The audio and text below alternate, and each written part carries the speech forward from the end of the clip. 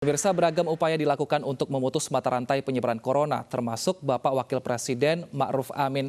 Nah, saat ini kita sudah terhubung dengan Pak Ma'ruf Amin melalui sambungan Skype. Assalamualaikum, selamat siang Pak Ma'ruf. Waalaikumsalam warahmatullahi wabarakatuh.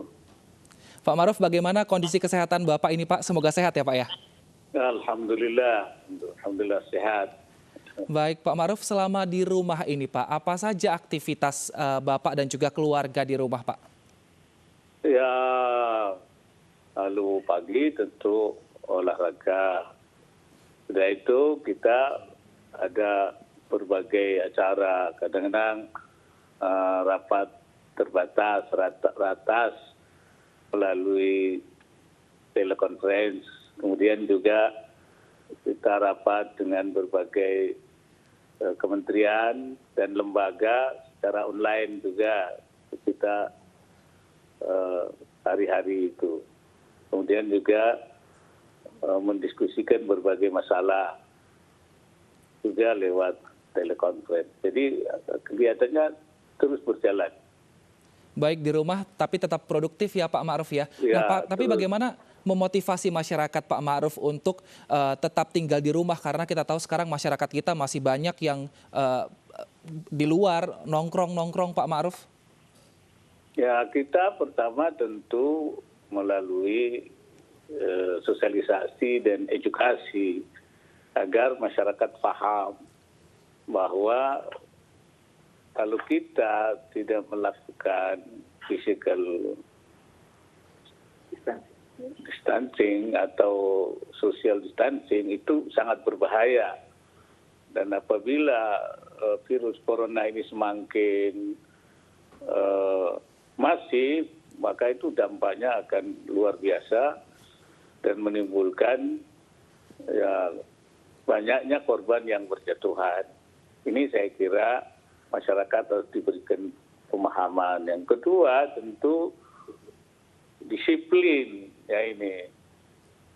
Disiplin, adanya upaya-upaya untuk melakukan law enforcement seperti yang dilakukan oleh pihak kepolisian untuk membubarkan kerumunan-kerumunan, ya supaya tidak terjadi kerumunan banyak orang. Karena itu ini juga harus terus dilakukan selain penyadaran-penyadaran. Dan tidak kurang pentingnya juga kita minta kepada para tokoh masyarakat, terutama para ulama, untuk memberikan pemahaman bahwa agama juga melarang untuk kita itu berkumpul yang bisa menimbulkan penularan, itu bahaya. Karena ada larangan, orang yang sehat tidak boleh bertemu dengan yang sakit. Yang sakit tidak boleh bertemu dengan yang sehat. Sehingga harus ada jarak, jadi menjaga jarak yang bisa aman kita itu. Dan menjaga jarak itu kan sebenarnya melindungi diri sendiri dan melindungi orang lain. Dan itu bagian yang harus menjadi prinsip hidup kita. Baik ya, Pak Ma'ruf. Baik Pak Ma'ruf, untuk menjaga jarak berarti untuk saat ini juga sholat berjamaah kan diimbau untuk tidak dilakukan terlebih dahulu. Nah, ini menjadi minggu kedua kaum muslim tidak melakukan sholat Jumat berjamaah Pak Ma'ruf. Apakah pekan depan sudah bisa dilaksanakan sholat Jumat kembali Pak secara berjamaah? Itu tergantung daripada situasi dan keadaan. Kalau fatwanya kan sudah jelas, boleh meninggalkan berjamaah, bahkan meninggalkan Jumat. Kalau jamaah itu kan hukumnya sunnah. Kalau Jumat itu hukumnya wajib. Jumat pun itu boleh ditiadakan apabila situasi membahayakan. Dan itu sudah dipraktekkan sekarang di Jakarta, di kawasan-kawasan yang memang situasinya sangat membahayakan. Nah, apabila nanti pada minggu depan itu situasinya masih sama, saya kira pasti keputusannya, dan itu yang menentukan adalah kepala daerah. Masing-masing daerah, situasi seperti apa yang ada di daerahnya itu. Ini Karena hukum itu kan tergantung situasinya, tergantung sebabnya.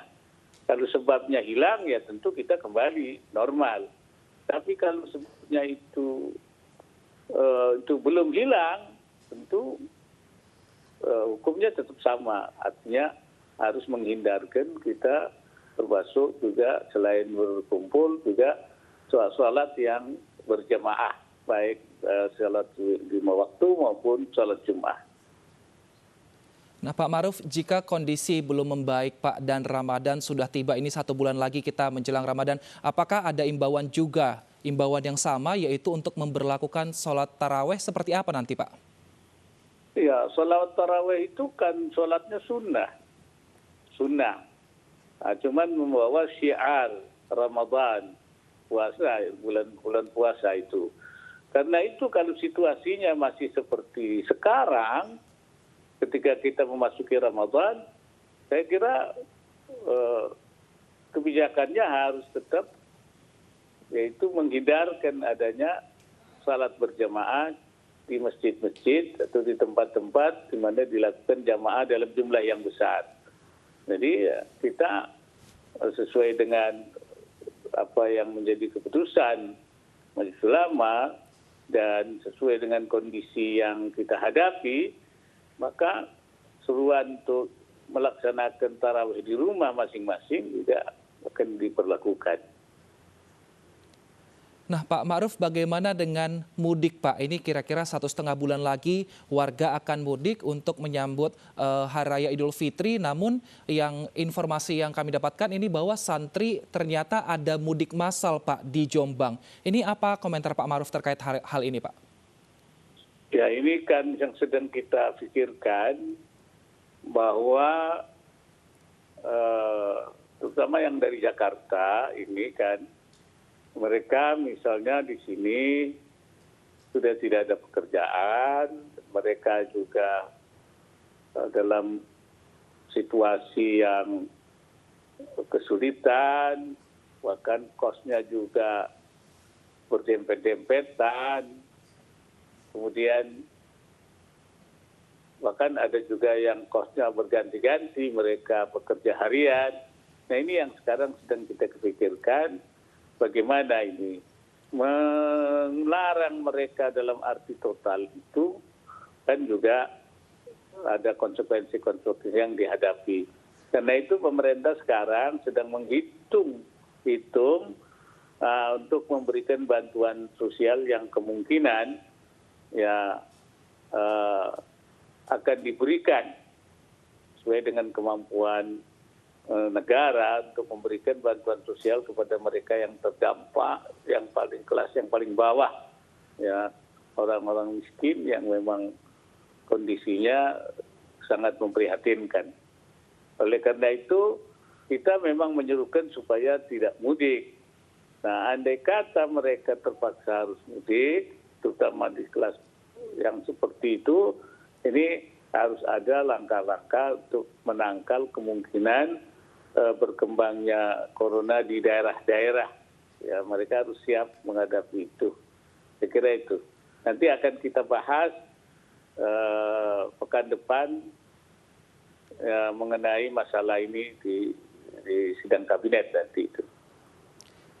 Baik, nah mengenai bantuan sosial tadi Pak, kan kita tahu saat ini masyarakat tidak semuanya memiliki penghasilan yang cukup. Jika saat ini kondisinya seperti ini, masyarakat diimbau untuk tetap di rumah. Nah, bagaimana pemerintah memetakan untuk memberikan dana bantuan sosial ini? Apakah juga mengikuti pemetaan darurat corona, Pak? Iya, kan pemerintah sudah mengambil langkah untuk memprioritaskan 3 hal. Pertama, penanganan coronanya itu sendiri, yaitu masalah kesehatannya, ya baik alat-alat kesehatannya, kemudian bagaimana penyediaan obat-obatan, melakukan isolasi, tempat-tempat untuk isolasi, kemudian penyediaan petugas medisnya. Yang kedua adalah jaring pengaman sosial, yaitu bantuan sosial kepada masyarakat miskin. yang memang terutama kepada mereka yang pekerja harian, yang terkena PHK.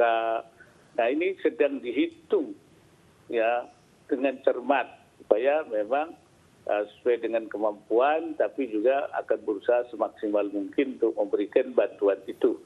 Ini memang tidak mudah menghitungnya ini, tingkat akurasinya.